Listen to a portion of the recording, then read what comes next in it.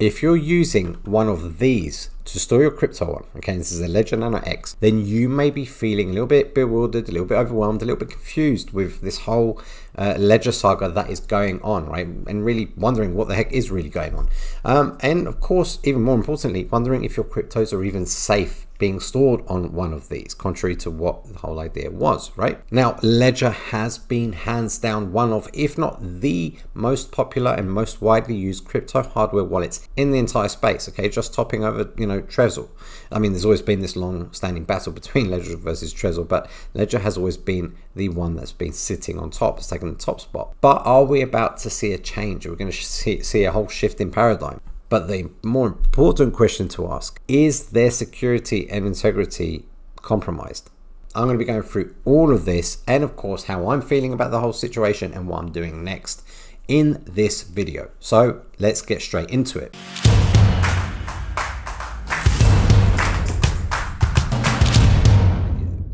Now, very briefly, disclaimer always applies, so please understand none of this is financial advice, just my personal thoughts, opinions, and experiences.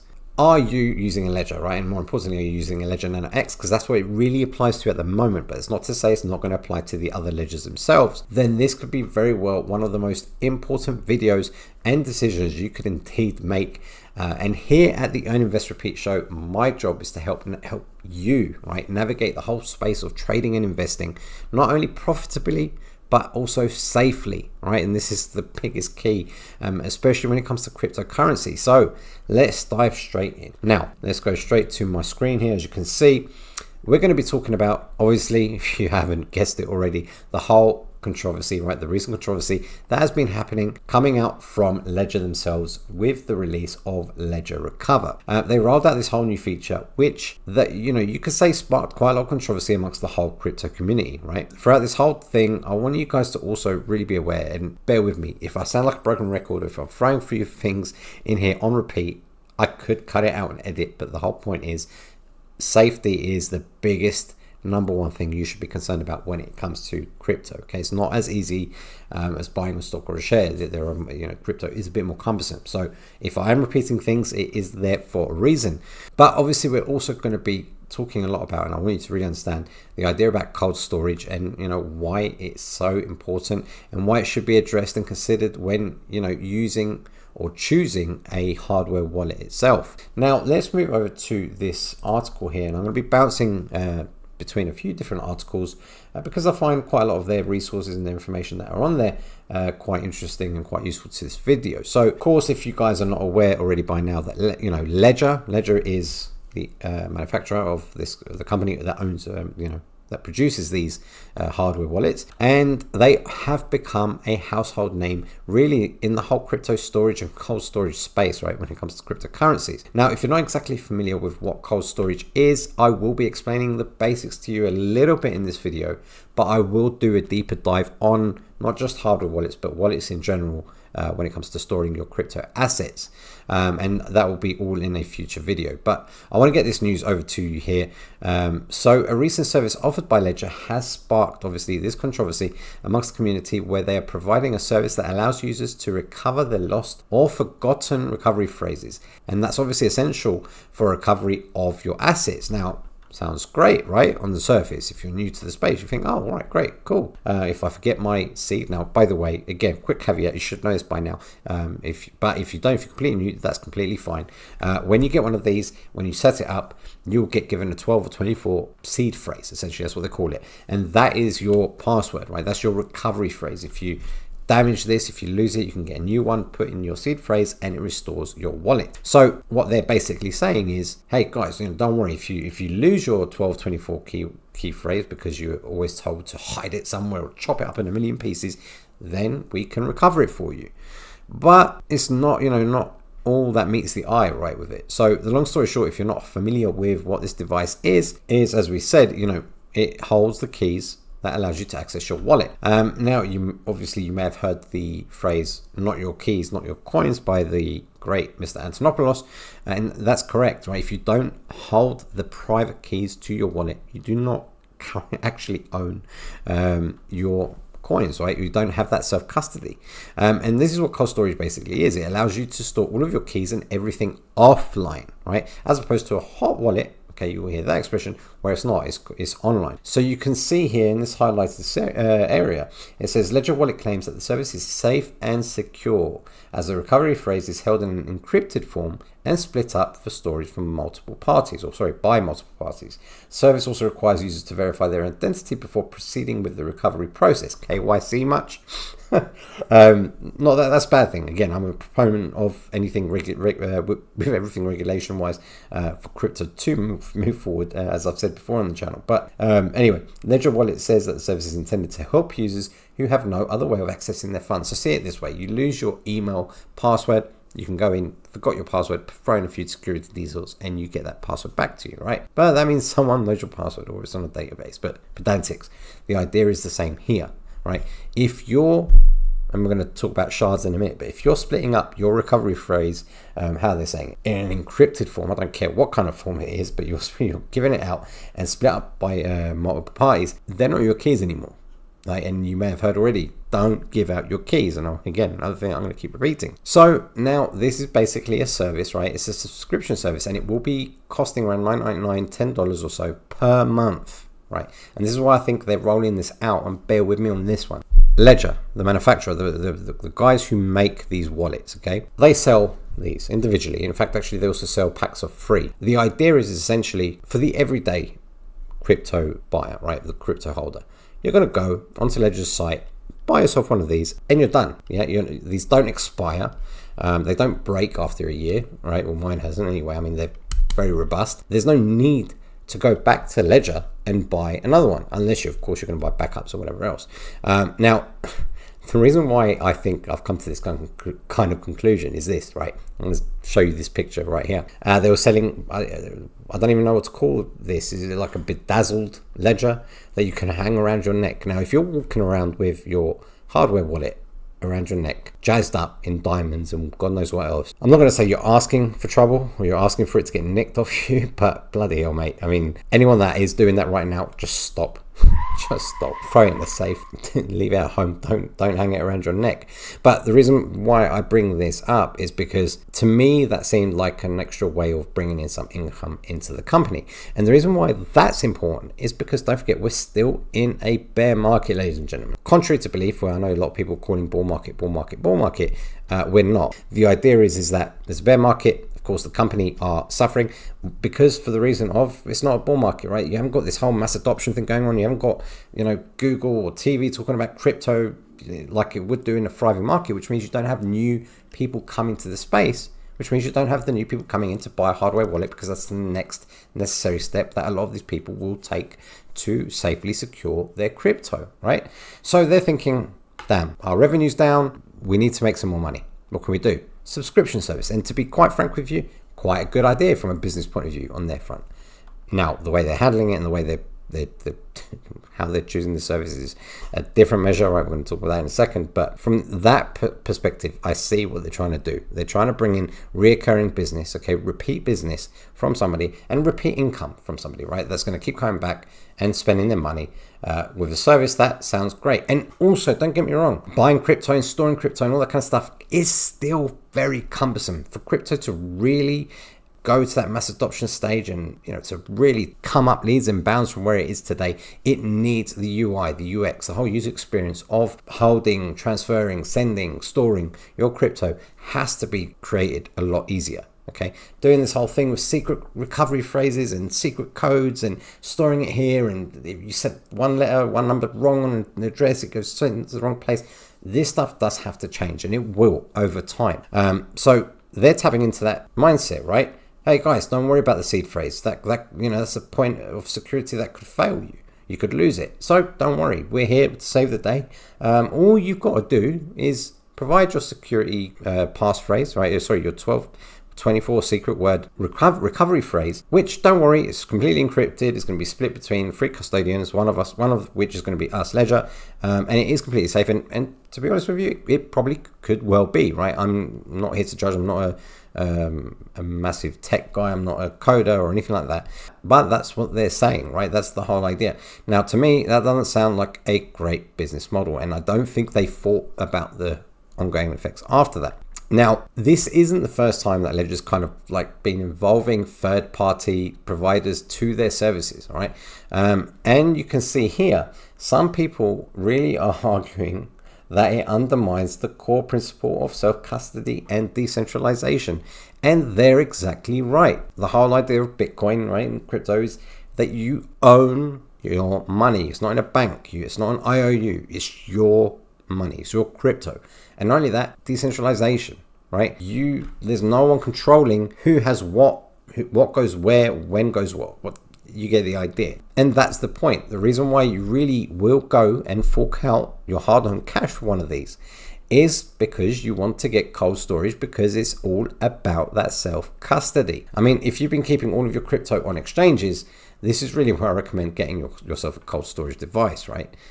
Take it off. The only reason why I have some crypto on exchanges or whatever else liquid is because, well, it's just that. It's liquid. I'm trading with it. I'm actively doing stuff with it. If you're just sitting on it, don't let it sit on exchanges. Again, they hold the keys at that point, not you. So you need to move to a hardware wallet. But is Ledger really the one to choose right now? So bitcoin.com, another website here, backlash for controversial backup tool as crypto community expresses discontent. Now, as you can see here, it says Ledger's backup tool sparks outrage in crypto circles, and they've added a tweet that was done by CZ, okay, from Binance. And he recently said, so the seed can leave the device now? Sounds like a different direction than your keys never leave the device. And he's perfectly right. So the service, Ledger Recover, is talking about how it will allow you to back up, right, or encrypt a version of your private key and split it into 3 fragments. Okay, this is leading on to what we were talking about earlier. All of this happens on the secure element chip, so your secure recovery phrase is not at risk. These encrypted fragments are stored by 3 different parties on cryptographically secure hardware security modules. Now, to the everyday Bitcoin user, any of that is just a whole lot of gobbledygook, right? They haven't gone and read the books by Antonopoulos, so they don't understand how really Bitcoin works. Or maybe they even do, but it sounds fancy, right? Maybe not. Maybe you can see straight through that. But the way I see it is, well, they encrypted a version of your private key, which I don't care whether you encrypt it or not, you still have it. And you split it between 3 fragments stored by 3 different parties, which is the custodians, on cryptographically secure, blah, blah, blah, yada, yada, yada. Not what I signed up for buying one of these. The whole point of buying one of these is I own it. It's here in there. And not only that, it's offline. Now, here's an example, right? You might be new to crypto and you might have downloaded a wallet on your phone. The point is that any wallet that's on your phone like that is a hot wallet. And that wallet, again, is basically just used for convenience, not for storing and not for self-custody. You've got to be aware of that. I mean, you can have self-custody, but again, hot wallets are really, just used for that convenience. And that goes back to what I was saying before. It is still cumbersome. I mean, if you've got a wallet on your phone, like, I don't know, let's call it an Apple crypto wallet, and it says send, receive, scan the code, bish, bash, bosh, really nice and easy. But it's not as simple as that. Otherwise, it would have been done till now, right? You've got to take into account security, etc. But I'm not going to go down that windpipe. Now, guys, also, just a quick note as well. You really don't want these kind of services just really coming from your self-custody wallet. Again, right? Here's the thing. You guys have to understand this. When you keep all of your crypto on, for example, one of these cold storage wallets, again, that's the point of putting all your coins in a vault of sorts, right? Let's move on to now what Ledger is saying. I had their tweets on here. One of the tweets, as you may or may not have known, Ledger pulled from Twitter.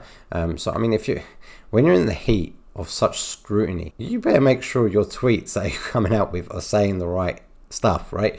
And not saying something that could be misconstrued or something that is wrong that you realize that you just screwed up, and then pull it because it just makes you look even more guiltier. But anyway, Ledger are responding saying that this is, you don't have to do this. It is an opt-in service, right? You don't have to split your secure phrase into 3 different shards and have it held by 3 different custodians and all of that. It's up to you. Again, for me, that's smoke and mirrors. Why? Because yes, on one side of fact it is true, and this is, again, it only applies at the moment. Okay, so then it's the 19th of May 2023. At the moment, it only applies to the Nano Ledger X, but don't be fooled, this will be applying to all of Ledger's devices if they keep going the way they're going, unless they do a drastic U-turn. And at the moment, again, as well, you are safe. You don't need to panic right now. Right, and this is where I'm going to go into my own thoughts. You don't have to be panicking, moving your crypto off of this onto an exchange until you buy yourself another hardware device. No, when you do sign in, and again, obviously when you connect one of these up, you go to their Ledger Live wallets. It will ask you if you want to upgrade the firmware. Now, as far as I understand it, again, please do your own due diligence. Don't take what I say for gospel. If you upgrade the firmware, then it's at that point where you've basically opened the doors to the back door. That does not sound. You open yourself to vulnerability, okay, or to the so-called vulnerability. So the main point is don't update the firmware. And of course, you can say, oh, well, that's fine. I won't update the firmware and I'm all good. No, because eventually you're going to be forced to. You're going to have to update that firmware for these to be working correctly. So I'm just saying, for now, you don't need to panic. But in fact, you may find this be a completely suitable thing for you. You might find that this has got no problems whatsoever, or Ledger might turn around tomorrow and create open source code, which will be something that we're going to talk about in a minute. Whatever it is, but at the moment, don't update the firmware. If you've got one of these, you won't be exposed. And if you do, then just be aware of the fact of what you're doing. But this is the second nail in the coffin for me. Then we're going to move into how I'm feeling about this whole situation. What are my own personal thoughts? I've given you all the facts. I've told you, I've shown you rather, what's been going on with Ledger. I've been showing you some articles and all that kind of stuff.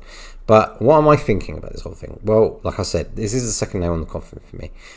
Back in 2020, I think it was, there was a hack, okay, into the Ledger systems, not in the Ledger wallets. These are sound. These are sound devices, or at least they were.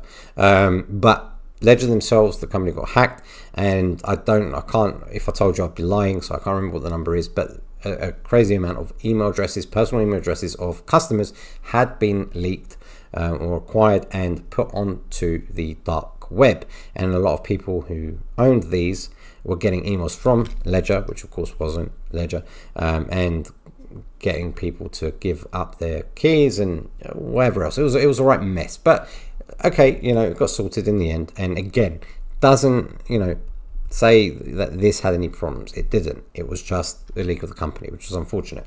That was the first nail of the coffin. Coming from a security company, okay, or a company that's based in having crypto security, it wasn't something that I was expecting to happen, to be honest. But anyway, it was what it was, and we let it slide, and it can happen, right? But now this whole idea of, hey guys, it's up to you. You don't have to do it, but you can opt in to have this subscription service and pay $9.99 a month, and we will look after your password. Right? In layman's terms, that's basically what they're saying. Now, I might be wrong, but god damn it, it doesn't sound good to me anyway. And even if I am wrong, the idea that all of this is happening right now has made me uneasy, has made me lose confidence in the company. So with that being said, in fact, that's my job for this evening after I edit and upload this video.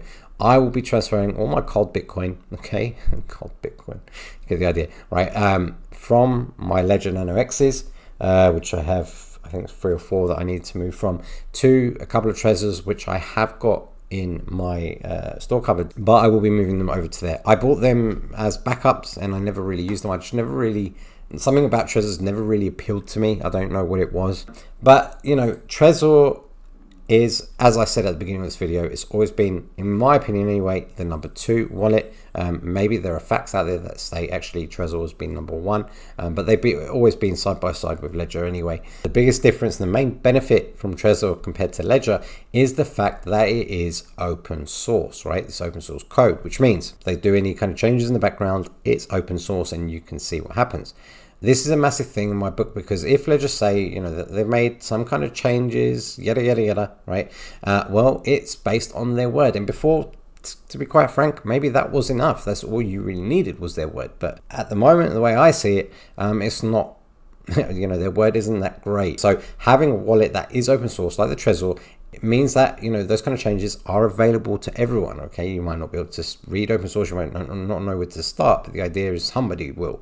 But if the Trezor or the Ledger, of course, after watching this video, isn't your cup of tea, then I do have one more option for you. Make sure I've got the screens up yet, and you may find this appealing as well, right? Like I did, and I've actually bitten the bullet and bought myself or ordered myself one of these, and that is the NGRAVE. Okay, the NGRAVE wallet, and this is a somewhat different device. It is relatively new, okay, to the space. It's a relatively new piece of hardware that has actually, upon researching, some of the most impressive security features on the market. It holds the same security certifications as the Trezor and even one-ups Ledger by being EAL7 certified versus Ledger's EAL5. It also has a unique seed. I don't know why I keep scrolling down. This page is massive.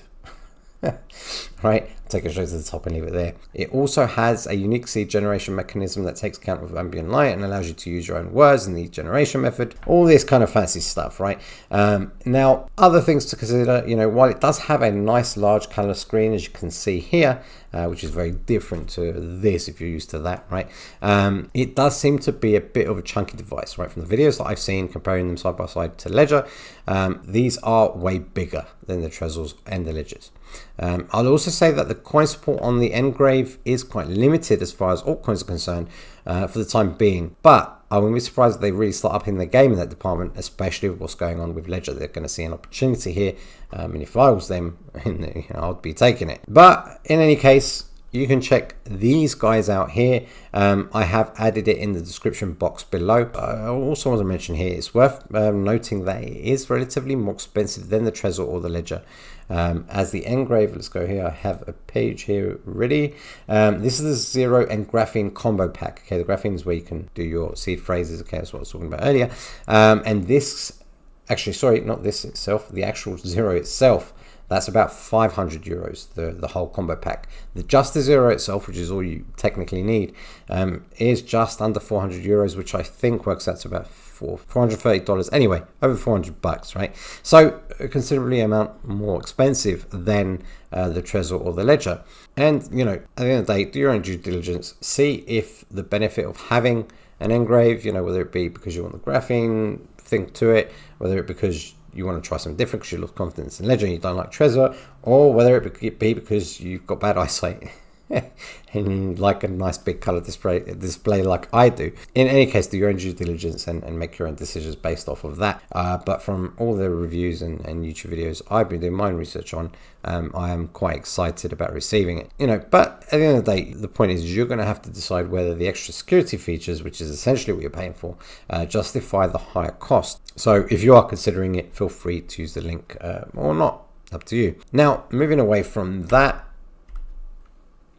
and in terms of additional security tips regarding hardware wallets and regarding your, crypto asset security, well, when you buy one of these devices, okay, whether it be this, the Trezor, or the number of other devices that are out there, you have to, first of all, always make sure that you are buying from their official store. So if you're getting it from here, go to the Ledger store. If you're going to the Trezor, get it from the Trezor store, etc. And then the reason for this is if you buy a hardware device from an unofficial outlet like a reseller or eBay, for example, then you run the risk of getting a compromised device that, some asshole has set up the wallet already and noted down the seed phrase, okay, or some other horror stories that I've heard in the past.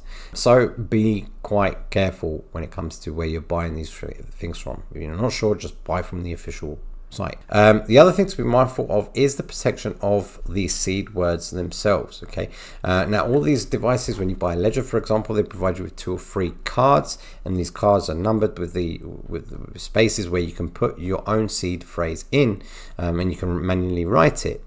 And the idea is again, you don't want, and again, very important, don't do what I know a lot of people do, which is store it on the computer, right, or on a USB device or on a file on their desktop. Don't store your seed phrase electronically whatsoever, okay, or take a picture of it on your phone. You might think that this is overkill, but why the hell would you? I mean, at the end of the day, when your money's in the bank, you don't have to worry about the security. That's their issue, right? Anything happens, you're insured, etc. When you're holding onto your own cryptocurrency, you need to make sure your security is up in your top list of important things to consider. And storing your seed phrase, which allows you essentially access to your private keys for your own crypto, somewhere where it can get essentially taken or hacked, is certainly not a good idea. So they give you these cards where you can handwrite it in. The idea is when it's handwritten, you can have it, hide it. Don't just have one, okay, and you just leave it at the bottom of your drawer. Then one day you think, oh, let me do a clear out. Or the wife comes in and says, I don't like all this junk, chucks everything away, and you've lost your seed phrase. Then you're pretty much royally screwed. So another way you can also do these backups of these seed phrases is, rather than have them written down on these cards, you can have them on what they call still backups, right? Where you essentially notch in your still phrases, which again, that's why I got the NGRAVE combo pack, because it comes with the graphene kit, and you can see here it comes with this tool, so you can do that. Of course, it just makes it, having your seed phrases accessible, basically gamifying out all of the calamities that could, before a piece of paper with your seed words on it. And of course, if you're storing a lot of crypto on any wallets, you should consider doing it, basically spreading them out. Okay, that's like I had 3-4 of these. Okay, don't have them all on one wallet, spread them out. If you've got only, I don't know, 50 quid or whatever, but if you've got large amounts, spread them out on various wallets. You don't have to have them just on one. In any case, that is my thoughts on the whole situation. I might have gone on a bit of a tangent at times. I might have been repeating quite a few things at times.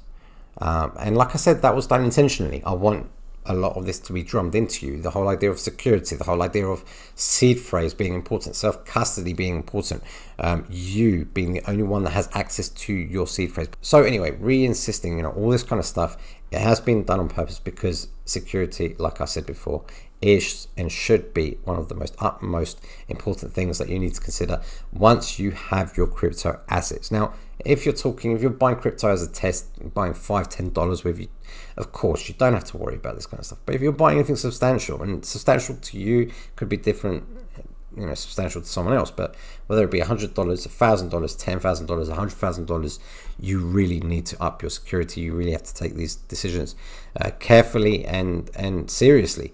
And when you have a company like Ledger, which is a top tier company, like I said, was a household name, is a household name still, and like I said, they could be completely fine, from a security point of view. I know there's a lot of stuff on Reddit at the moment with that they've exposed that there's a backdoor, and Ledger have a response for it, and then other people have another response for it. That's not my job to figure out. Again, I'm not nowhere near qualified to go into the code and hack it up into a million pieces to figure out exactly what's what. But the point is that for me, the integrity of this company has been compromised. Whether the security is compromised or not, I can't be 100% sure. It looks like it. Your seed phrase is your seed phrase. It should not be given to anybody. So the fact that they're even suggesting that for an opt-in subscription service, which you're going to have no choice but to opt in eventually, and the fact that they've pulled their tweets, all of this, whether it be in an attempt to increase their business revenue, whether it just be whatever the reason, for me, I just don't particularly feel comfortable with Ledger anymore, and that is why I'm no longer using them. Purely my own decision, purely my own moves based on my own research that I've done, and I really implore you to go out and do your own research, whether it be through YouTube videos like this one, or whether it be through other YouTube videos, or whether it be through articles or Reddit or wherever it is. Go out there and make your own decisions on it. I'm here just to tell you my own opinions, how I feel about the issue, and I think a lot of people resonate with that. And again, my whole job here is to help navigate you through the world of trading and investing. And if you are investing in cryptocurrency, you are buying a substantial amount and you want to keep it secure, this to me isn't as secure as it once was, in my opinion. I have lost faith in it, and what I've put in this video are the reasons why, some alternatives that you can consider. But if there are any other devices that you want me to look at or give my opinions on, or anything actually in particular to do with cryptocurrency and security, or actually just anything, write it down in the comments below. If you found value in this video, please give it a like, hit subscribe, follow, hit the notification bell and all that kind of stuff, not just for the video and for the channel, although it is very much appreciated when you do that, but also for the main point of letting this video expand its reach to as many budding traders and investors out there as possible, because the more of course you interact with it, the more YouTube will share this out, and hopefully somebody will see this video and save themselves a packet. Now, with that all being said, hope you've enjoyed this video. Tomorrow Saturday, so we'll be doing the weekly market update. Hope you're looking forward to that, and I'll catch you guys on the next one. Take care.